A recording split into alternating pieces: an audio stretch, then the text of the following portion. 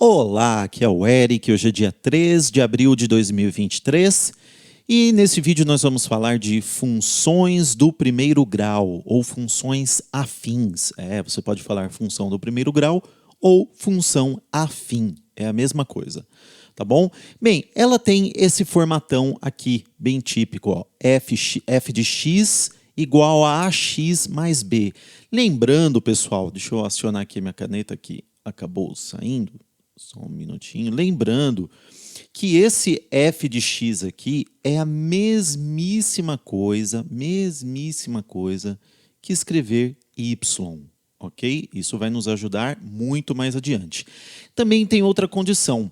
Nessa função de primeiro grau, que tem esse formato f de x igual a ax mais b, ou, como eu disse, y igual a ax mais b, o seu a e o b pertencem aos conjuntos dos números reais e o a tem que ser diferente de zero, ok? Isso é bastante importante. Bom, nós chamamos aí o a na função de primeiro grau de coeficiente angular e chamamos b de coeficiente linear, tudo bem? Aí aqui, digamos que a gente tem uma função, assim, ó, esse valor numérico em função valor numérico da função em xi significa o seguinte: digamos que eu tenha aqui a seguinte função. Ok? Muito bem. O que eu colocar aqui no x, no lugar do x entre parênteses, eu vou alterar aqui. E isso vai fazer com que a minha função fique em função, parece, né, meio assim repetitivo, né, mas na verdade é isso daí. Você vai fazer dessa forma com que tudo gire em torno do x. Tudo bem? Vamos entender também os gráficos. Os gráficos das funções de primeiro grau são sempre retas, pessoal. Assim, se o seu coeficiente a, que é o coeficiente angular, for positivo, ou assim, se o seu coeficiente angular for negativo, tá bom? Muito bem. Temos aqui os coeficientes e raízes, né? Eu acabei de falar já sobre a função, desculpa, a posição da reta aqui, né? A direção da reta conforme o coeficiente a. E o coeficiente linear, pessoal, ele sempre determina o y. Então, você tem aqui, né? Você tem aqui as duas retinhas, né, no plano cartesiano. Eu costumo, para não dar confusão, eu chamo aqui de abscissa, né, para você lembrar que é x, abscissa, x e a ordenada y, ok? O b, pessoal, ali no caso daquela funçãozinha que eu joguei lá em cima, 2x mais 3, por exemplo, o b é sempre aqui onde vai cortar em y. Tá bom? Isso também é muito interessante. Chamamos de raiz ou zero da função, né? A função quando ela assume o valor de x igual a zero. Ok? No nosso caso lá então, novamente eu vou chamar aquele, é um exemplozinho só, tá? Que eu dei. Então 2x mais 3. Então o que acontece? Quando eu igualar a zero esse 2x mais 3, eu vou ter a raiz ou zero da função, né? Aí vira aqui uma equação de primeiro grau, né? Passo 2 dividindo ali, eu tenho que a raiz ou zero da função é menos 3 sobre 2. Ok, pessoal? Muito bem. Temos aí casos em particular, né? Casos particulares, perdão, da função linear, ou seja, quando eu tenho o b sendo igual a zero, né? Muito cuidado, pessoal, porque nem sempre você vai ter na sequência aqui o A e o B. Às vezes vai estar invertido. Pode estar assim, 3, por exemplo, mais 2x. Mas isso não modificou quem é o coeficiente angular e quem é o coeficiente anular. Desculpa, coeficiente linear. Coeficiente angular ou coeficiente linear. Ok? O que acontece? Você tem que saber sempre isso daí. O coeficiente angular está aqui, ó, do ladinho vizinho do x. E o linear é o b, sozinho. Mas há situações como essa aqui, 7x, f de x igual a 7x, o seu b é igual a zero. E a função constante também acontece quando a é igual a zero. quando o coeficiente angular é igual a zero. Por exemplo, f de x igual a 4. O que você não pode ter, pessoal, é o x igual a zero. Lembra? Aí não pode. Tudo bem? Muito bem. Temos a função identidade, em que o a é igual a zero e o b é igual a zero. Então, f de x igual a x somente, né? E temos aí a oposta da função identidade, quando o a é menos 1 e o b é igual a zero, ok? F de x igual a menos x, por exemplo, ok? Muito bem. Aí, pessoal, é bem tranquilo, acho que, né, deu para seguir aqui tranquilamente. Nós podemos também determinar a lei da função, ou seja, como vai ficar o desenho aqui, né, digamos assim, esse seu f de x igual a 2x mais 3, como a partir do gráfico você chega nisso. Essa é a determinação da lei da função, né? Há duas formas de fazer isso, pessoal. Eu vou dar um exemplo aqui. Deixa eu colocar aqui um plano cartesiano, ok? Eu deveria ter puxado mais para cá, mas tudo bem. Vamos fazer aqui. Também vou aumentar um pouquinho aqui. Então, digamos que você tem... vamos ver se eu não coloquei aqui já um exemplo. Não coloquei exemplo.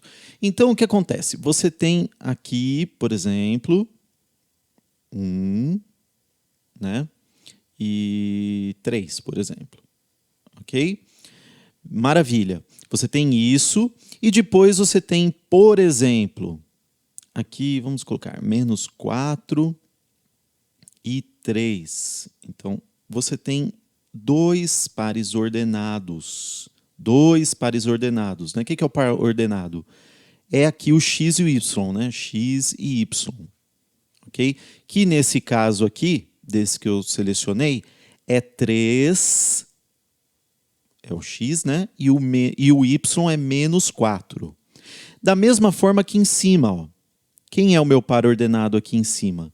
É o 1, né? Que é o x, e o 3. Certo? Com base nisso daqui, você consegue o quê? Você consegue encontrar os elementos e montar a sua equação resultante. Tá bom? Como que eu vou fazer então? Nesse caso aqui, como é que eu faço? Olha, você faz assim, vou montar primeiro a de cima. Quem que é o meu x, quem que é o meu y? O y é 3, então eu já começo aqui. Lembra, o f de x é a mesma coisa que falar y, né? Então, estou usando esse par ordenado aqui. Então, o y é 3, né? E aí você não tem ax mais b? A eu mantenho, não sei quem é, mas o x eu tenho, vezes 1, né? Mais o b que eu não tenho também. Né? Aí eu vou tentar aqui, deixa eu só reescrever para ficar mais bonitinho. Repare que eu tenho aqui a mais b igual a 3. Então eu vou isolar uma dessas variáveis aqui. Eu vou falar que o b é igual a quê? B é igual a 3 menos o A, né? Passei o A para lá. Maravilha. Aí o que acontece? Eu vou aqui também, da mesma maneira, deixa eu ver se eu consigo escrever aqui mais no cantinho. Eu vou aqui, ó, e vou usar o outro par ordenado. Qual é o outro par ordenado? 3 e menos 4. Então, o meu y menos 4, que vai ser igual a ax. Quem é o x? É 3, né? 3A, né, que é AX, né, o X ali é 3 vezes A, mais quem? Mais o B, só que o B eu tenho, que é o quê? 3 menos A. Maravilha! Então, o que acontece? Aí vira uma continha, né, pessoal? Você vai pôr aqui uma equaçãozinha de primeiro grau. 3A mais 3, 3A mais 3 menos A. Né? Ok. Bom, aí já dá para a gente... Vou passar esse mais 3 para lá como menos 3. Menos 4 menos 3 vai ficar menos 7. 3A mais... desculpa, 3A menos A, o que vai dar? Vai dar 2A. Né? Deixa eu só inverter aqui para ficar mais fácil. Eu tenho essa mania, né? A é igual a menos 7 sobre 2. Opa, achei o A. Agora eu vou achar o B. Né? É só eu substituir aqui. O B não é 3 menos A? Né, que a gente achou aqui? Pois é, então é 3 menos... Cuidado aí com os sinais, hein? 3 menos 7 sobre 2. Né? Então, o B aqui a gente vai usar um macetinho, que é 7, 2, né? Menos com menos é mais, 7 sobre 2, mais 3. Aqui eu multiplico, ó, o macete aqui para ir mais rápido, porque aqui você poderia fazer o MMC. Eu vou demonstrar aqui só para você ver. 2 vezes 3, 6. 6 mais 7 vai dar 13. 13 sobre 2. 13 sobre 2. Vamos fazer o MMC só para você confirmar que é isso mesmo? Aqui no caso, né, tô fazendo o MMC desse daqui, né, 2. O 2, né, vai ser o denominador. 2 dividido por 2, 2. Desculpa. 2 dividido por 2, 1. 1 vezes 7, 7. Mais 2 dividido por 2, desculpa, 2 dividido por 1, 2. 2 vezes 3, 6. Né? Deu a mesma coisa. 13 sobre 2. Esse aqui é um macetinho para você ganhar um tempo. Tudo bem? Então eu descobri, pessoal, que o meu B é 13 sobre 2 e o meu A é menos 7 sobre 2. Então, qual que é a equação resultante aí da minha função? É ax mais b, não é? Então é menos 7 sobre 2, né? Menos 7 sobre 2, mais... menos 7 sobre 2x, né? Que tem um x aqui, mais 13 sobre 2. Ficou meio apertadinho, mas, né? Basicamente só substituir aqui o menos 7 sobre 2 no a, vezes x, mais 13 sobre 2, que é o meu b, que é o meu coeficiente linear.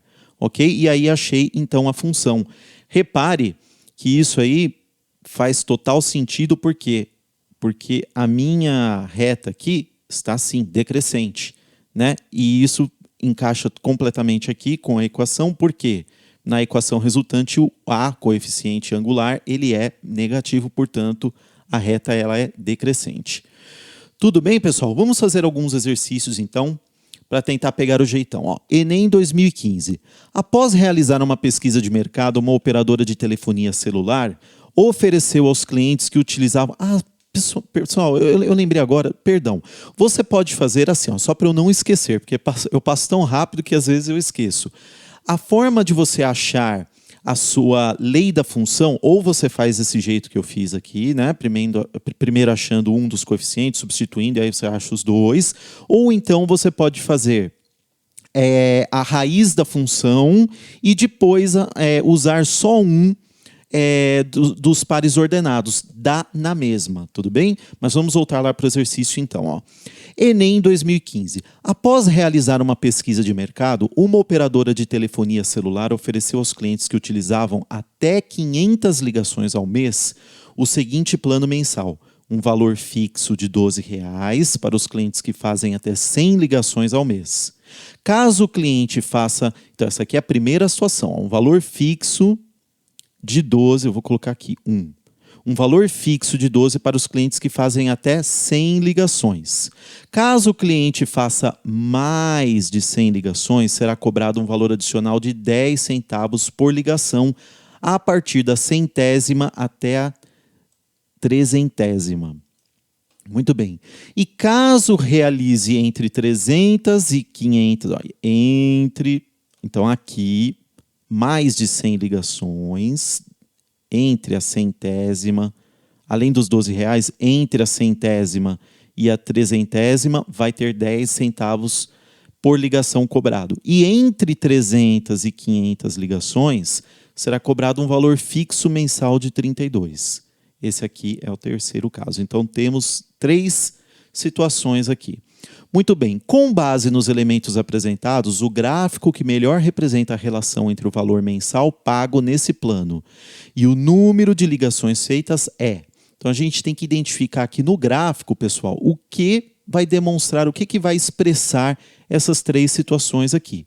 Olha, de cara, esse aqui está fora, ó, porque nenhum começa no 0. Aqui você tem o eixo das ordenadas e aqui o eixo da abscissa, certo? A abscissa é número de ligações e aqui o Y é o valor mensalmente pago, né, por plano em reais.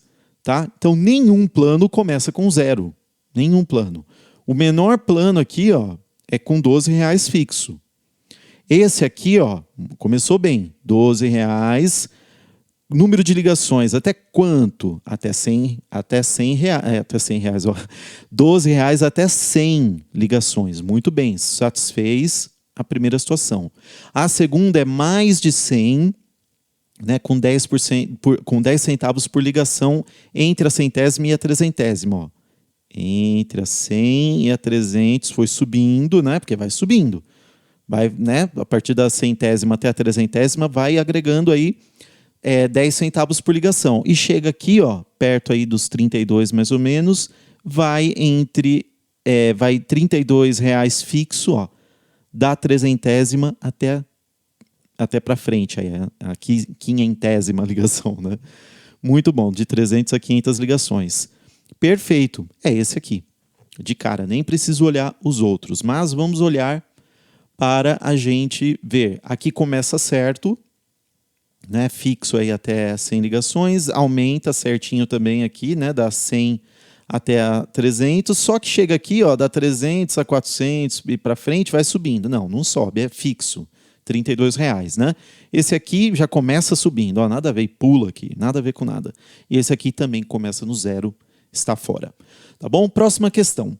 As curvas de oferta e de demanda de um produto representam, respectivamente, tira o ponto aqui, desconsidera isso aqui, né, representam, respectivamente, as quantidades que vendedores e consumidores estão dispostos a comercializar em função do preço do produto.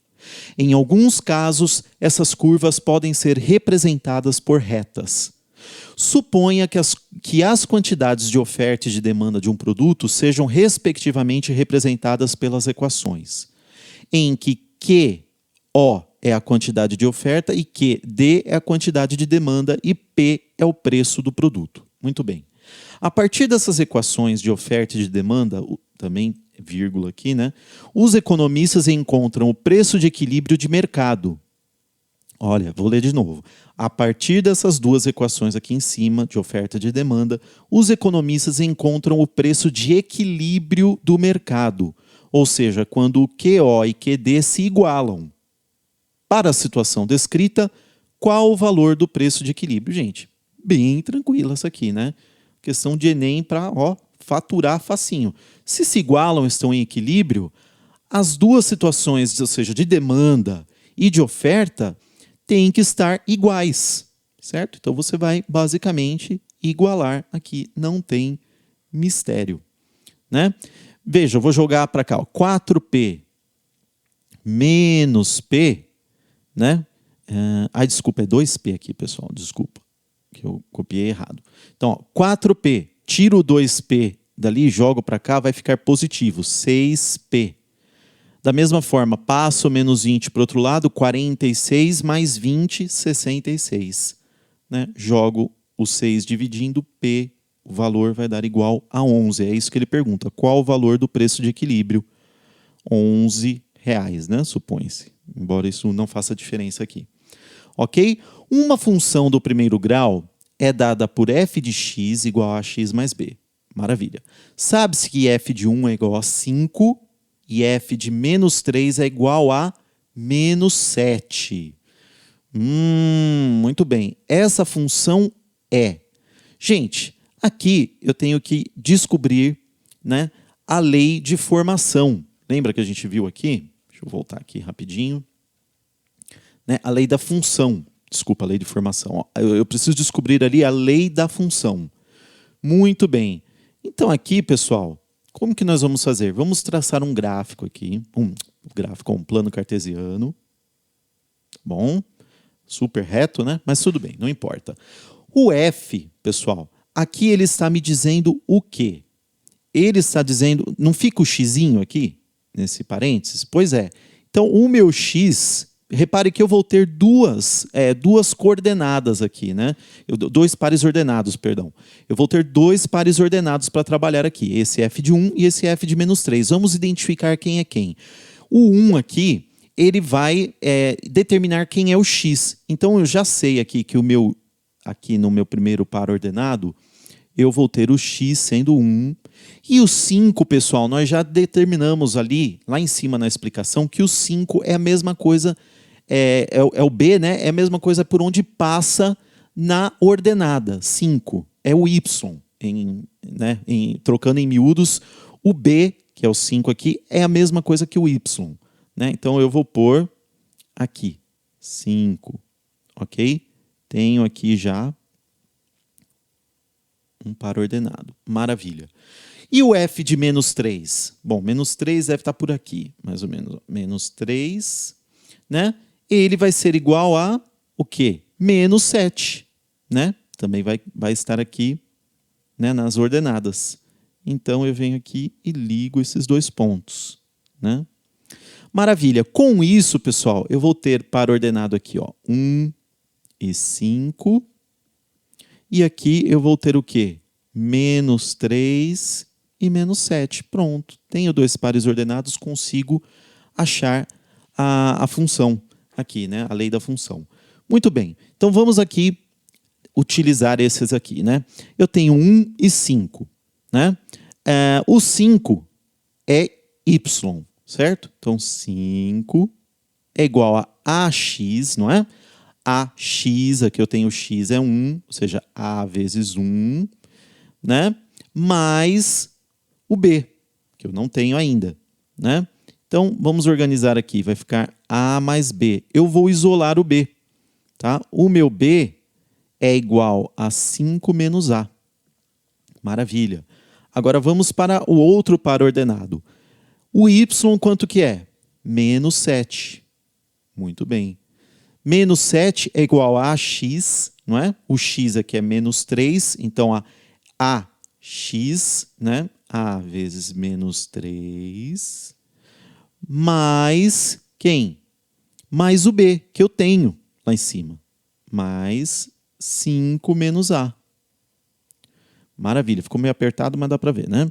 Menos 7, então, vamos organizar isso. Vai dar menos 3A mais 5 menos A, ok? Isso vai me dar menos 7 é igual a menos 3A menos A, menos 4A mais 5. Vou passar esse 5 para o outro lado. Nossa, já está acabando meu espaço aqui já, né? Mas tudo bem. Menos 7 menos 5, menos 12, né? Com menos 4A.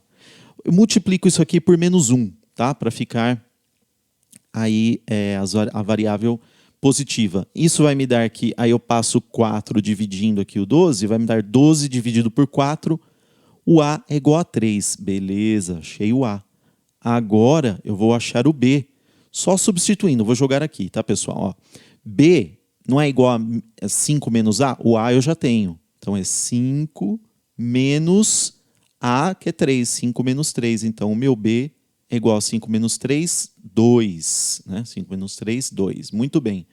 Achei o A e achei o B. Então, a função não é AX mais B? Isso vai me dar f de x é igual a 3x mais B, 2. 3x mais 2. Isso vai me dar a alternativa D de dado. Muito bom, né? Vamos lá, então. Essa daqui é a última questão, ó, da FGV, Fundação Getúlio Vargas. O gráfico da função x igual a mx mais n passa pelos pontos menos 1, 3 e 2,7. O valor de m, gente, mesma coisa. Vocês perceberam que não muda muito a situação. Tá bom?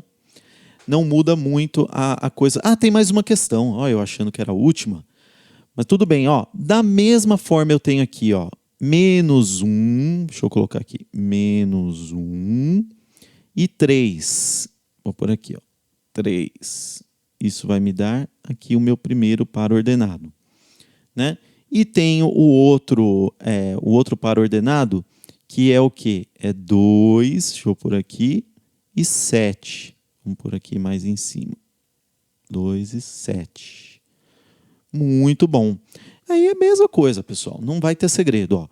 Eu ponho aqui, então, o menos 1 é o meu x e o 3 é o y, né? Então, 3 é igual a A vezes menos 1, né? Mais B, que eu não tenho. 3 é igual a menos A mais B. Isolando o B, né?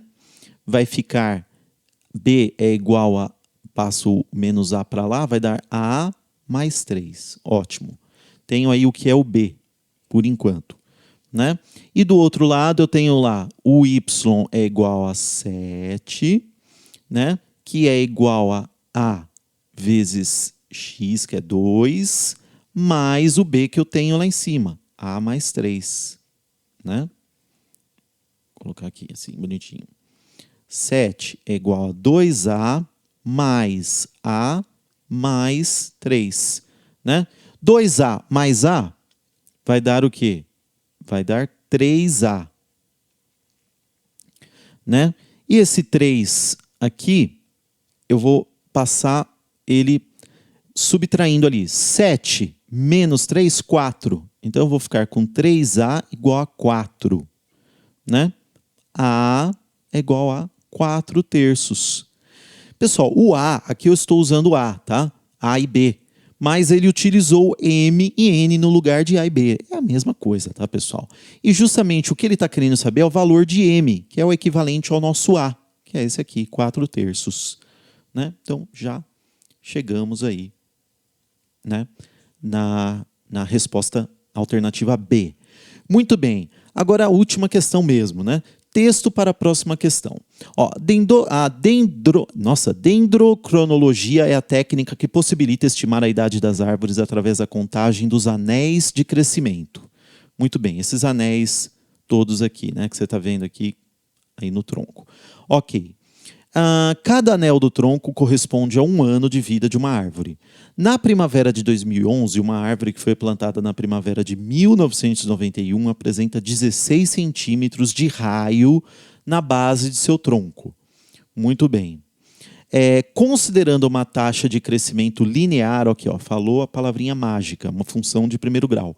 O raio da base desse tronco na primavera de 2026 será de, não tem ponto aqui, será de tanará. Muito bem, pessoal. Olha só. Dá para você fazer de duas formas isso aqui, para resolver de um jeito fácil, tá? Pode usar razão e proporção, ou você pode usar a famosa regra de 3 simples, que é a que eu vou utilizar aqui. Mas dá, como eu disse, para fazer, dá para achar a resposta aí desse exercício com razão e proporção também. Então, pessoal, de 1991 até 2011, né? Porque ela foi plantada em 1991, né? E aí aferiram lá que ela tinha 16 centímetros de raio na base do seu tronco. Maravilha. E aí, o que vai dar isso aqui? Vai dar 20 anos, ou seja, em 20 anos, quanto que cresceu em termos de raio? 16. Parece até bobo, né, pessoal? Mas é muito fácil isso aqui, né? 20 anos, 16 centímetros. Agora, considerando uma taxa, o raio dessa base no tronco na primavera de 2026, de 2011 para 2026, quantos anos que eu tenho? 15.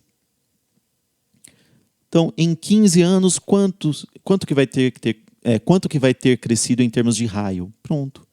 20x é igual a 16 vezes 15, né? Vamos fazer rapidinho de cabeça, eu não vou fazer porque vou acabar errando. 16 vezes 15, 240.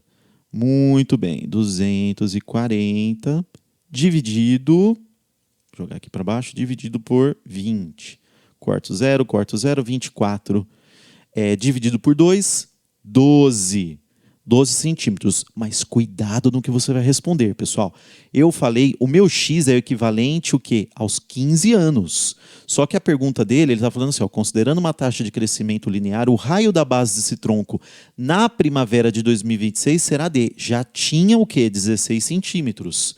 Até 2026 vai ter ganho quanto mais? Mais 12 centímetros. Então, 16 centímetros que ele já tinha que a árvore já tinha de raio, mais 12 centímetros até 2026, 28 centímetros. Alternativa C de casa. Ok? Espero que vocês tenham gostado, né? E é isso aí, tá bom? Na próxima aula vamos falar de função agora do segundo grau, ok? Muito obrigado e até lá.